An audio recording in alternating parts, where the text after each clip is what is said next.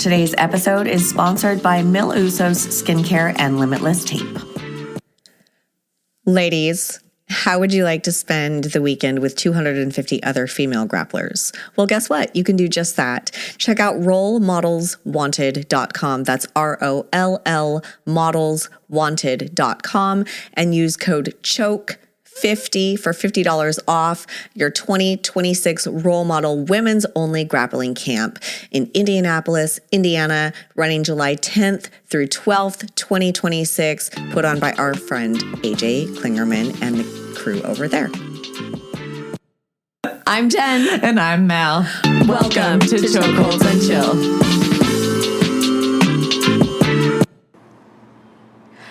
Okay, we are back. Chewy, thank you so much for joining us today on Chokeholds and Chill. We are without Mallory because Mallory had to go home. I was going to ask, well, you guys are out in like Portland, so you were able to make it back through the snowstorm. Well, we're flying back to LA. She's going actually back to upstate New York. Oh, yeah. So she's flying through Chicago today and then going to New geez. York. Yeah. I think hers the only flight that went on time. Yeah, because I saw lots of like cancellations and like it was like Chicago, Newark, Louisville, all of them were just getting hammered. Everybody, yeah. So hopefully she got out. Cool. But yes, so thank you again for joining us. We're going to talk a little bit today about becoming a parent and raising a child in today's world, but also with Jiu Jitsu. And I was wondering, are you teaching him differently than you would teach, like, say, your students, your kid students? I know he's really young still, and we're in a play phase with Jiu Jitsu.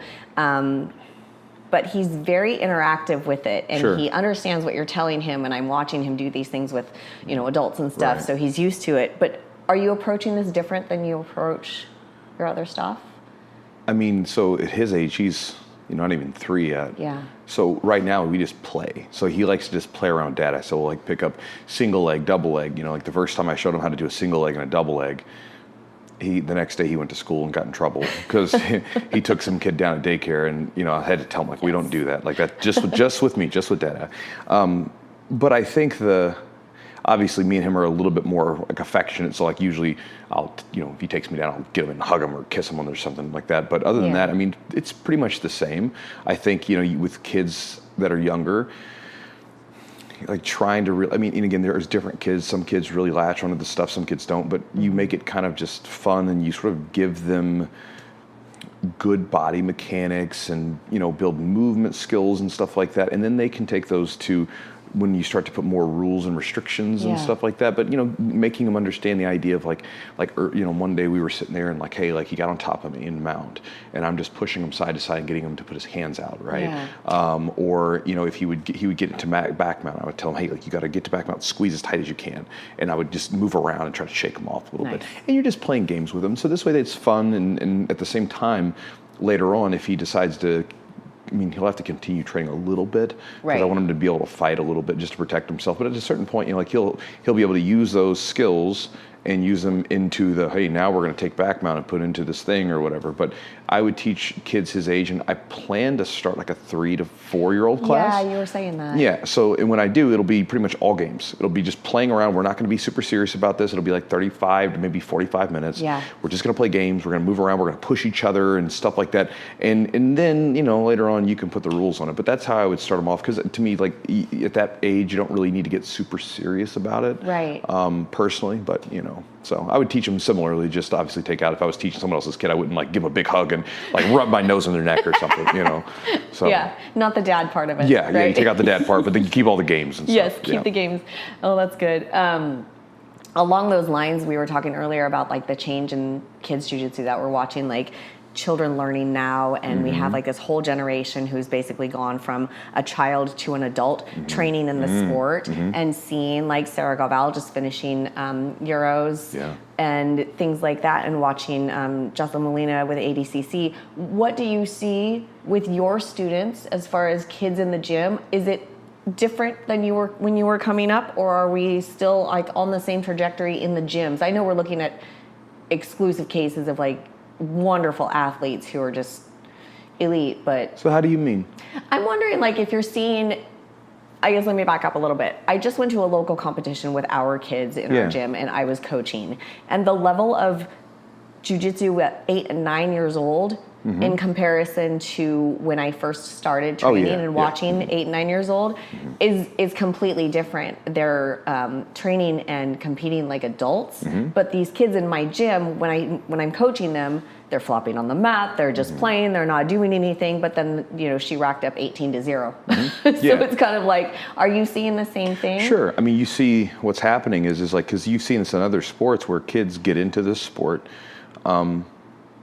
let's say it's another sport, like wrestling is an example. Kid gets into the sport, the parent is supportive of them and gets them to all the meets and stuff like that. And, some parents are a little bit overbearing, but, a lot of times kids just get into it and they find a thing, and then the parent supports that interest that they have. They take them to all the meets, all the wrestling camps and so forth. And these kids get phenomenal at like a young age, right?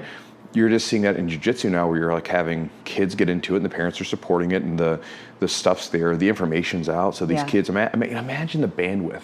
Imagine being a kid and you have access to all this information that you can just play around with, right? Because kids can just look up stuff on their phone, and you're not worried about boys, girls, mortgages, career. Like, you're not worried about anything. Just having fun. I remember at the ADCC like kids championship, one of my guys, Chad, one of his students, Berlin, she went there, and so he was gone. So he's like, "Hey, would you mind being in her corner?" I was like, "Sure." And you're back there, and you're watching this kind of interesting thing where these like little girls and little boys are back there playing with their toys. I remember seeing a kid with an action figure. One girl had her little stuffed unicorn. They're playing on their tablets, and then they like suit up and they go out there and like go after each other. And they're really good. And then they come back and they're like, whatever. So it's like these little kids doing very adult type things, fighting each other. But the level's getting higher because you have just more options. The training resources are there. Gyms are better. Jiu-jitsu as a whole is getting better. And so, and then you have also too some kids where they homeschool. I've seen that a lot, where they homeschool and then like jiu-jitsu becomes like one of their sports that they do. Right. And so you get these kids that just, all they do is train. There's so much to it, right? You have kids that have some natural interest in it, a parent that's willing to support it, the resources available and coaching that's available, and then tournaments to do. Like when I first started training, you didn't have tournaments regularly. It was hard to get to them. Now there's a tournament every weekend if you want to compete. And so that's, they can get a lot of experience, and you do see some of those kids where they typically stand out because you'll have like the kids that go in there and they're kind of doing it halfway in. They're just kind of playing around, and then you'll have some little, assassin that's like, that's all he does. It's all he thinks about, and then she wants to go out there and just like murder everyone, right? And then they typically are a cut above the rest. Yeah. I think it's interesting to see that too, is to watch. I grew up dancing, so when I was. It's different now, right? So when I was coming up, there was no like, So You Think You Can Dance, for anybody who's seen that show. And when I first started watching it, I would have been competitive on that show. I would have been totally fine, hold my own, no problem. The longer the show goes on, my abilities are, there's no possible way that I could start dance as a young adult today and continue and be able to do the things that these kids are doing now. I just think access is huge to people, but also the rise of the sport. Well, anytime you have a competition, the bar gets raised. Right. Because all of a sudden, people are constantly working, against each other, and competition always kind of raises the bar. So, I mean, you can look at like cheerleading competitions. Exactly. So like Jess, for those of you listening, my wife, like when she was younger, she was into competition and cheers. So they do cheer competitions. And she was talking about some of the stuff that they do now at like the high school level, when she was doing it in college or everything else, the stuff they do now in high school used to be illegal. Right? Because it was so like, some of these tricks are fairly dangerous, and it was illegal. And now they're able to do them, at these high school levels. And so the bar got raised because everybody's competing. And, then you get into something like, say, social media, YouTube, things like that, where information can, permeate so quickly, where you don't have these pockets of information that are sort of pulled up here and you have to actually go to that physical place. It just spreads, and so you see that in jiu-jitsu, where let's say some guy comes out with some slightly variation of a move, which we will call a new technique, right? And then all of a sudden, you see, a month later, everybody's using it. Opposed to back in the day where, I remember talking to some of the old Carlson guys, they would literally not show anybody the techniques they were working on, and then they would go use them at a competition, And, you know, it would be this thing where all these new techniques are happening, like daily Hiva guard and everything else that no one had seen because they've been like holding them up in their gatekeeping. Well, because they're like, we're going to try to use them against everybody. Right. And then they would do them and then everybody would figure out what they're doing because they'd watch the videotapes of the matches. And whereas now it's like, you see it on YouTube and it's just there. Yeah. You know, it's everywhere. And 50,000 variations of it from different athletes that are showing how they get it done. Yep. And then some little kids watching that video and they're like, hey, I want to try that. And then boom, you now have a young kid who's doing something that they saw one of their jiu-jitsu heroes do and they're going to be just like them. Yeah. You know? I have a friend, my business partner, her son he's got to be close to 12 now. And they moved out to Maui, so he's training at Maui Jiu Jitsu now. And he had no wrestling background, but he was like one of those prodigy kids where like nobody in the room can touch him. Yeah. And she was kind of like, well, you know, once he gets out here, we'll see what happens. Well, he's still doing just as well, and now they have him in wrestling and stuff. But cool. It's the same thing. I think the rise of the sport is super important, and I also see it in Hollywood now. I'm seeing a lot of magazines, like Vogue the other day had an article, it was Vogue or Glamour, about women who are training jiu-jitsu, Hollywood women training jiu-jitsu, and then Giselle just married her black belt coach. So there's that. Didn't she get her purple belt really fast? Probably, yeah. Like overnight, yeah. So it's been funny to see, like, now we have this mix of like it's a rising sport. It's becoming more mainstream sport now. And Hollywood is also using the sport and practicing it and like I think we're going to see a clash of hobbyists and professionals. How do you think that mix is going to go once we get more? I just think we're going to get like a dump of people over the next 10 years just rushing into training. Yeah. I mean, the thing is like some of the Hollywood people train. Yeah. And some of them don't. Right. Some of them don't really train. Like they they go in, and I'm no offense to anybody. It's just like, I talked about this before. There's like celebrity belts. Yeah. So there's some celebrities that legitimately train. They get in, they take their bumps and bruises just like the rest of us. Yeah. And then there's some that they just go in, they do their little lesson, their private lesson, and they get out and, you know, they barely break a sweat and, you know, what it's whatever. They're not really doing jiu-jitsu. They're not doing what we're doing. You know what I mean? Like, but they want to like have the little trinket, the little thing. I want the belt. I want you know, so I can say I'm a black belt, you know, so I don't know. So you get some of that, but then you get some guys that are legitimately trained. Yeah.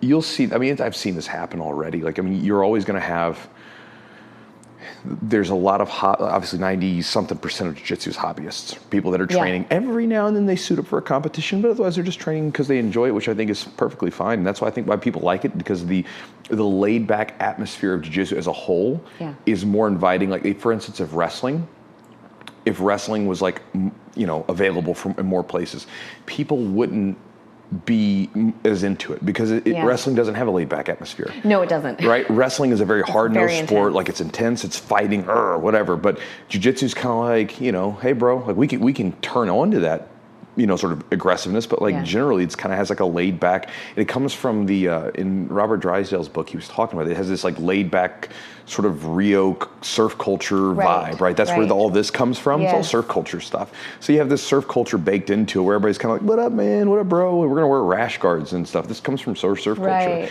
And so you have that baked into it, which is why it's kind of addictive. It's like you're doing this aggressive sort of fighty thing, but it's baked into this very relaxed, generally, not always, but relaxed culture. And so you will always have the competitive gyms, like you're going to have those people, but then you'll always have your hobbyist, and sometimes you'll even have those in the same gym where you have, here's the comp classes, here's the classes for those people that want that, and here's the classes for these people that want that. And you can just kind of go in your different directions there. I don't know. I think it's pretty much what we're dealing with now, where it's incredibly popular, you know, between Joe Rogan and all the different people that pushed it over the last so many years. And like you said, now you over the last, you know, decade, you've had more and more celebrities do it. So people sort of get interested in it. Yes. You know, someone hears about it and they're like, what is that? And then they go down the rabbit hole and then they find a gym, you know. So I think it's going to remain kind of how it is now, where you'll obviously have more hobbyists, and then, you know, you'll have your heavy competitive gyms or classes, and people just can find the place that they want to go to, and then they can find their little niche, you know, and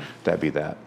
Do you find that like hobbyists tend to push themselves harder because or not harder. I guess you can either go either way with it. You're either going to go super laid back because you don't want to get hurt, and you're going to play like the mat person where you're just going to play dead bug and just take it all, versus the hobbyist who's coming in like 2,000% with a blast double off the get-go, and they like really want to prove their point, but they don't want to compete. Do you have that mix in the gym? Sure. I mean, we have people that are, there's always gyms, and I've heard guys like John Denner talk about this, where there's guys in every gym that would make fabulous competitors, Sure, but they don't compete because they just don't have the interest to. Yeah. And some of that just, it is what it is, right? They have other things going on. They have jobs, careers, and they don't really want to suit up for it. Sure. Nothing wrong with that. I think sometimes the issues, and I sometimes will use the term hobbyist or casual versus competitor or professional, right? Like, and so you'll have those hobbyist casuals that sometimes, I think, training can be up and down, very hardcore or relaxed, and that kind of just depends on what they want to do. But I think one area where like people that are not hardcore competitors or professionals sometimes get themselves into trouble is that they compare themselves to those people. Yes. And like, that's a bad idea, because like if you're getting ready to compete, you're holding yourself into the fire a little bit, and your drive to improve and to be focused and to do all these different things is so much more than the person who isn't. Yeah. And so you're naturally going to get better faster. Most people in like jiu-jitsu, all the coaches I've ever met have said something similar, and basically if you compete, it's worth a certain amount of extra months of training or weeks of training in the gym. Interesting. Yeah. Because you get in and you go into a competition, you're focused on it, you're training for it, you're being really on yourself about it. You compete, you have these matches, you see what breaks, what doesn't work, what works, everything else. You get a lot of good feedback. You come back to the gym and you have this fire to improve, right. That kind of thing. And you go through this process. And I've watched people change almost overnight after a competition, yes. right? And so, if you're like a person who's not competing, you got to be mindful of that. Like, and this is a problem in jiu-jitsu in general. Comparison isn't like, sometimes people use the idea that comparison is the thief of joy. It's not a thief. It just, you have to remember, it's like you're calibrating, right? So like, you have to make sure that the calibration is on the right people. Sure. So if I'm going to judge myself, if I'm 120 pounds, I should try to find someone who's around 120 pounds. Yeah, story of my life. Yeah, not like, hey, I had a lot of trouble with the 280 pound, like, of course you did. And we always say yes to that person because, jiu-jitsu's for everybody, so we want to prove a point. Sure, but like, it's different. Doesn't work. And then likewise, it's like, okay, like I'm a hobbyist, and I do this a couple times a week, maybe 3 days a week, and I'm really enjoying it. I have fun with my kids. I like the exercise, You get into trouble when you go look at like the guy who's 10 pounds or 10 years younger than you, who lives in his mom's basement and trains all the time and does nothing else. Like, you're not going to compare with that. They're training multiple times a day, 5 days a week, and all they do is this. Yeah. Like, so you have to sort of make sure that like when you're like a hobbyist casual type, compare yourself to other people that are like training in the similar fashion to you, not the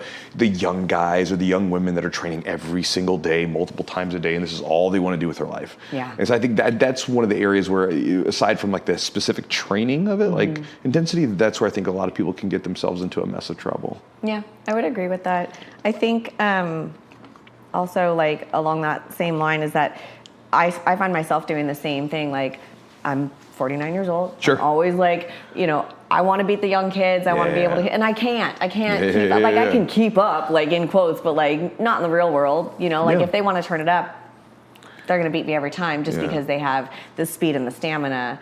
Somebody the same level. Yeah, and maybe you hang with them for one round. Oh yeah, for sure. But then you're exhausted, and they're like, "Hey, I'm good. You want to do another one, right?" Like, they want like, 17 more. Yeah, you're like, I'm exhausted, because I've run into that where, I might go with a young guy, and we have a really hard scrap. Yeah. After the roll, I need a break.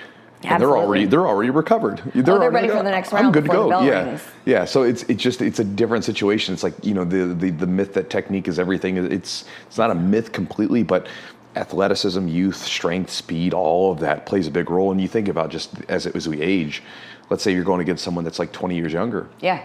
Okay, well, that person can now go, like their heart rate literally can go higher than yours can and can maintain that for longer than yours can. So, if it's like two engines and your engine's like basically topping out, and then their engine still has a whole nother gear that they can get into, that's tough to deal with. It is tough to deal with. I think I come down here specifically for that. I don't compete. So I have most of my small training partners are at this camp Okay. specifically. So I really come down here to catch up with the women that I can train with that are my own size. I'm the smallest person in my gym, even with the teens. Do you have like a women's class at your gym? No, we've been beating our head against a wall to try to get a women's class. Okay, you got to do that because that's like, it's do so have to helpful. do that. It kind of creates like even like with us, like we have a women's class in our black belt, Kata and Karen and some of the other women that run it. They do a great job, and it just creates like a little place for the women to come to. Yes. So that they can, because a lot of women in the beginning, like they could eventually get into the co-ed classes, no big deal. But like a lot of times in the beginning, it's kind of it's a hard sell. Yeah, it is so a if hard you can sell. get them in and like they can roll around with a bunch of women, like, oh, this is cool, this is nice. And plus for you guys, like I tell the women a lot, like if you like one of my ladies, Julia, anytime there's a woman on the mat that's like the same size, I'm like, go roll with her. Yes. Like go, because you need to know what it feels like to be able to like go like tit for tat with someone like physically. Yes. And be like, you're able to assert yourself on them physically. And it's not like, because again, if I'm like 100 and, if I'm a 200 pound male and you're a, 130 pound, 120 pound female, I can just stuff out of it if we're going really hard, which we're not going to do, of course. But but it's different where if we're the same, then it's like now we can like be like actually physically muscling through stuff. We can battle, and you can know like I ran this through and took this thing from you and made this move work. Yeah. And you get to feel that, and that's important because if you ever do compete, that's useful. And then also too, it kind of gives you some interesting feedback on like how those techniques work against someone who's fully resisting. Yes. That, and I find that it's the same, like when you roll with somebody that's your own size and gender, basically, because I can roll with small men and it's not the same as small women. And especially boys, teenage boys, it's not the same. Like they can be skinny, scrawny boys that I can beat, but it's chaos, right? Like you're just fighting for your life. But I think that it also gives you a mirror of your own jiu-jitsu. Because I have no problem at home. I can do whatever the hell I want. I'm the smallest person in the room. All I have to do is get a space. Right. Out here, everybody's going to give that right back to me. And so I really find a lot of... I feel like coming out here is my competition. I don't compete anymore. I've done it a couple times. Feedback. It is because competition gives us a lot of feedback. So you get a lot of Yes. feedback because you get to be around people that you can have a good hard roll with that are, like you said, similar. Yeah. And I think it's very eye-opening if you're not going to compete to find a place where you can train with like-sized people. And people you don't see often. Yes, because, different styles. Yeah, you still get the same like effect there. And that's like sometimes you can do that at open mats or traveling trips and stuff. But yeah, you get that like your game you get to see how it tested against other people and see how it works. I think cross training's a good one for that too. I know Jesse cross trains a lot for work. He's always traveling. He's always got punch cards or drop-ins all over the place.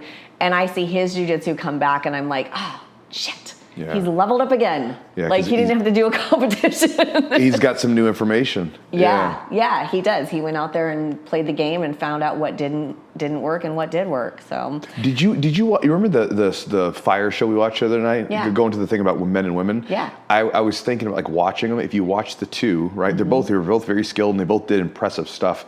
But like the level of aggression and it, like that went into say like the male versus female, guy like the guy like he's spinning that damn thing as fast as he can. I mean, it's really fast, and the woman was like there was a much more of a flowy nature to Very it. It was flowy. still like really like I couldn't do it. You know what I mean? Like I can't do what she was doing. She was doing handstands out there and with stuff. fire. Yeah. I can't do it, right? So I'm not saying it's like a guy that I can't do whatever. I can't do that stuff. But like the guy was like doing some of the same stuff, but it was very aggressive. Yes. You know what I mean? And I think again, it's just like sort of it's a style. there's a spectrum, but there's sort of a natural, there's this natural thing where you get on the mats with people and there's a natural aggression that tends to be in men that is in women in some cases, but there's a spectrum and guys will tend to be more aggressive and more intense than women in a lot of cases as far as their physicality. The physicality is what I'm looking for. He was more physical in the way that he was using the thing versus the flowing nature. There we go. Physicality. That's what I was looking for. Physicality. It's true. And she was very,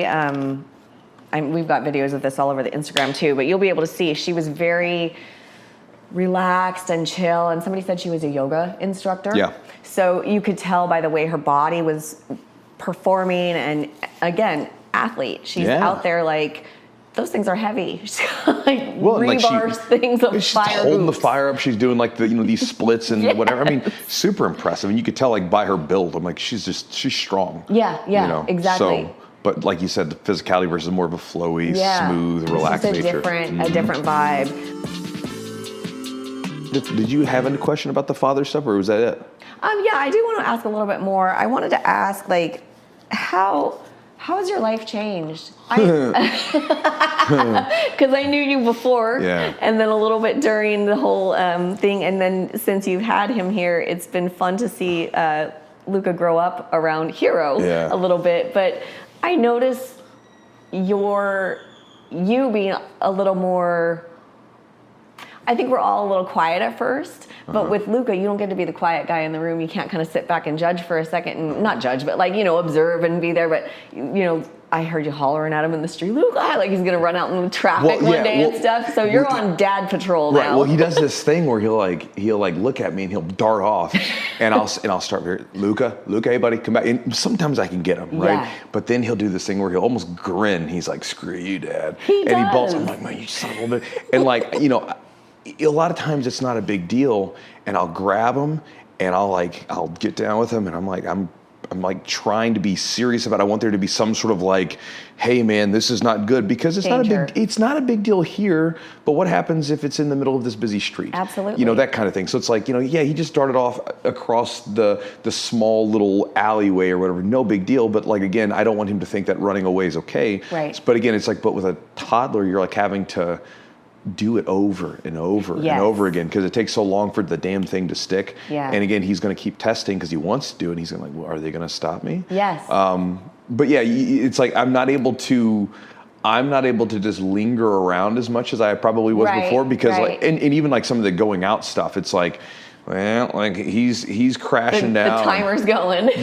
So it's like everything has to be planned. I remember thinking about like being an athlete when I used to be younger, and I used to just train like this is my 20s, just training all the time, whatever. So much easier than being a parent. Yes. Like being a parent, like I have so much more respect after having him for all the parents that come in, that work their jobs and they train. Yeah. Like that's tough. Yeah. It's a tough thing. And like, any of the younger men or women who haven't had a kid yet, you don't even realize, because again, it's a beautiful thing. It's awesome. I encourage everybody to do it, but it's a lot more. Yeah. It's a lot. It's different, huh?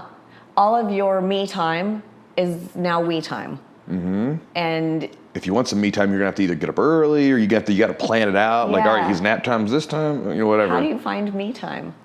Do you get it anymore? Yeah, I do, right? So at home, I usually get up early before the family gets up. Okay. Because usually, like, we have the mornings. I'm usually busy at nighttime teaching classes a lot. Yeah. So we'll have the weekends, like usually Thursday, Friday, Saturday, Sunday nights we'll be together. But like Monday, Tuesday, Wednesday, I'm in the gym working. Yeah.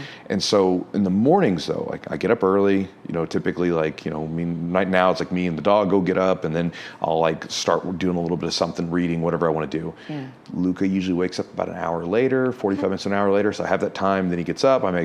Start making breakfast for him and me. We hang out together, do whatever we're gonna do. Yeah. And then hang out. And Jess is there, and then I get my day started. That's nice. So you get that right there, and then then it might be just sort of he's pretty consistent with his nap times. That's good. And so it's like, okay, like I know that around this time every day I've got a little bit of time to. If I'm at home, right? Because it's like, because Jess, she stays home with him, so I can work and do stuff. That's really nice. But if like right now what we're doing, like we kind of know his schedule, and like so I got him. We were at the pool earlier, so I was like, I'm gonna get your ass tired, And then he like conked out. Jess was reading him a book, and he like passed out before she could even finish it. And so great. So I kind of have an idea. So usually you just have to plan it more accordingly. I think like you probably know this as a parent, right? Like you just realize how inefficient you were with your time.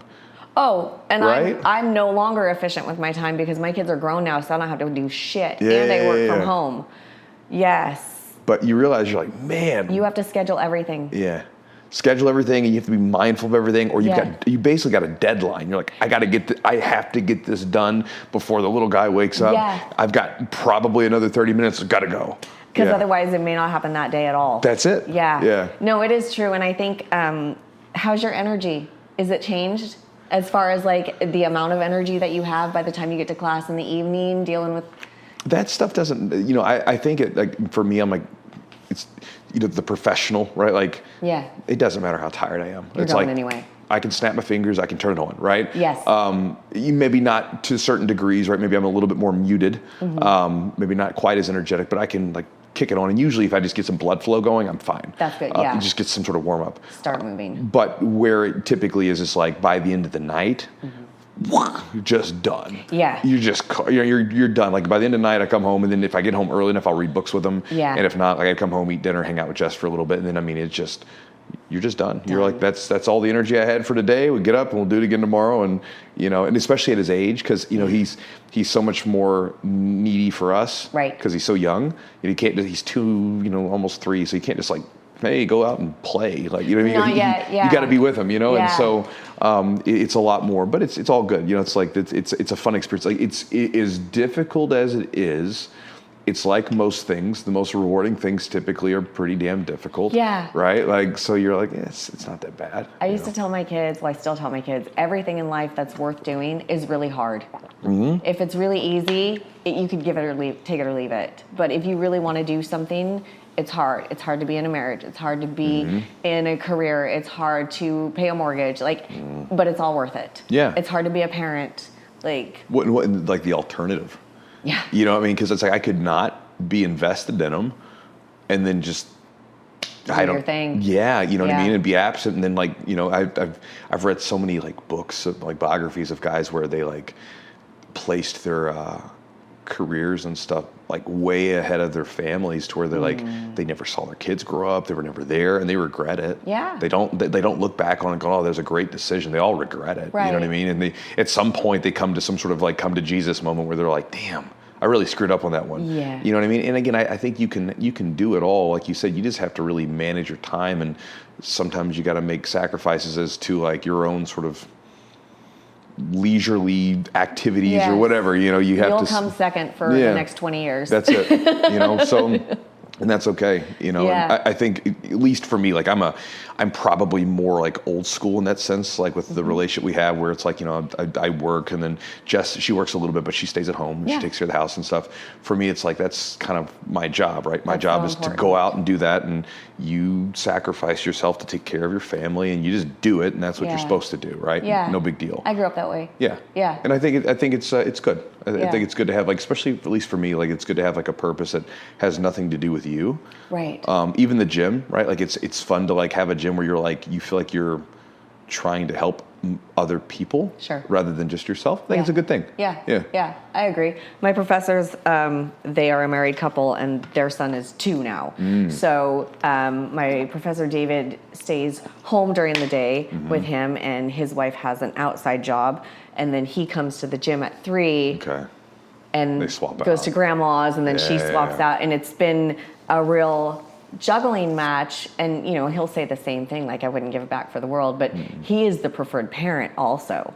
So Hank, his son, only wants dad. Okay. Because he's with him all the time, and he's like, go hang on your mom, go hang on your mom. Yeah. So you have a little bit, Jess is at home, right? So you have that little buffer of like, somebody's there to be the preferred parent, so you can take a deep breath. Well, the rub is that like, so for like, I have to watch my traveling trips, because last year there's an 8-week span where I was gone every weekend. Oh, wow. That's and so I was just traveling trips, seminars, competitions, whatever.